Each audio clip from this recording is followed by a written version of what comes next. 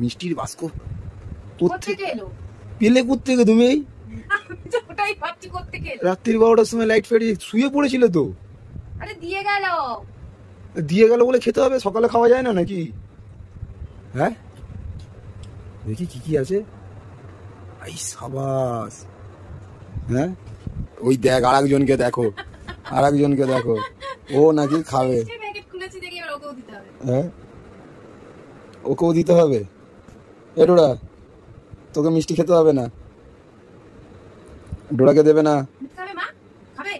ডোরাকে দেবে না। হ্যাঁ বলো। খাবে? খাবে? আমার দিকে দেখতে হবে কখন বিছনায় তুলে হ্যাঁ দেবো। কি না বলো? খাবে? বলো খাবে? বলে দে, ভৌ করে বলে দে। খাবে? মামা কোন দিক দিয়ে উঠবে ঠিক করছে। খাবে তুমি? হ্যাঁ বলো। হ্যাঁ বলো, ভৌ করো, ভৌ করো। না কাঁদছে। তুমি খাবে? হ্যাঁ মিষ্টি খাবে? তুমি মিষ্টি খাবে? একটু বলো, মুখে বলো। কি হলো কি হলো? না তুলে দাও। হ্যাঁ তুলে দিতে বলছে তো। তুলে দিতে হবে ডোরাকে। এখন মিষ্টি খাবে। কি হয়েছে? কি মিষ্টি খাবে?